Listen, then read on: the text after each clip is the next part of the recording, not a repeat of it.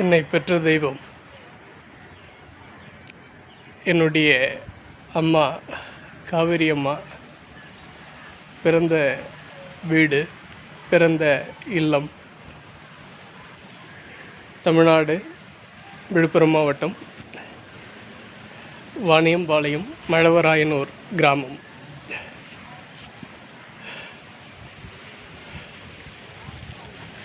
இது அம்மா பிறந்த வீடு.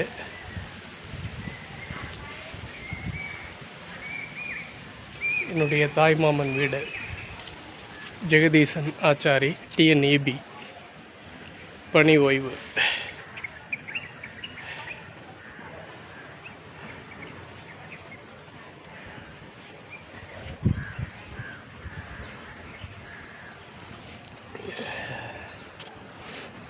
மீசக்கார் அப்படி மீசை திருகினார்னா ஒரு குரல் விட்டாலே எல்லோரும் பயந்துருவோம்.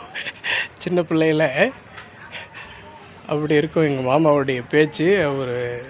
அவர் கண்டாலே எல்லோரும் பயப்படுவாங்க. இந்த திருகு மீசை ஃபோட்டோவில் பார்த்துருக்கலாம்.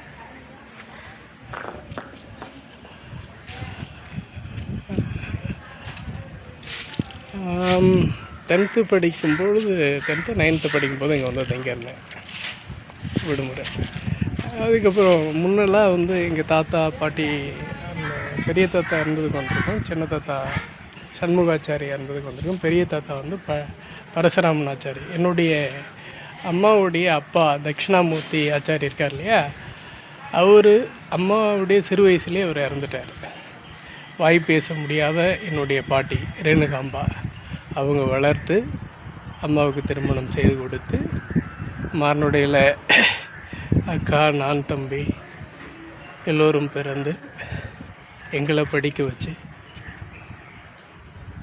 எங்களை எங்கள் பெற்றோர்கள் அங்கே, அதுவும் கந்தசாமி ஆச்சாரி அங்கே பார்த்தா மாரனுடையில் அவர் சுத்தப்பட்டு ஊரே தெரியாதவங்களே கிடையாது. கந்தசாமி ஆச்சாரி சொன்னாங்க அங்கே அப்படி வாழ்ந்த குடும்பம், மிகச்சிறப்புடன் இருந்த குடும்பம்.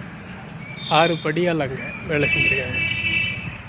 இங்கேயும் சிறப்புற இருந்த வீடு தான். இங்கெல்லாம் பாருங்கள், இந்த கேட்டை தாண்டி அனாவசியமாக போக மாட்டாங்க, அனாவசியமாக வெளியில் போக மாட்டாங்க. போக வேண்டிய தேவை இருக்காது. யார் வெளியால் வந்தால் வெளில தான் நிற்கணும். அது மாதிரி கட்டுக்கோப்போடு வளர்ந்தவங்க அம்மா. இந்த குடும்பம் அப்படி சிறப்புற இருந்திருக்கு. காலத்தினுடைய சூழல் தான் வந்து வேறு மாதிரி நம்ம பிரதிபலிச்சிருக்கக்கூடிய பண்பிலேயோ அன்பிலேயோ வளர்ந்த வளர்ப்பு முறையிலையோ நெறியிலையோ ஒருபோதும் தவறி வளர்ந்த குடும்பம் இல்லை. என் தாய் முதல் நான் வரை, என் வரை. அப்படி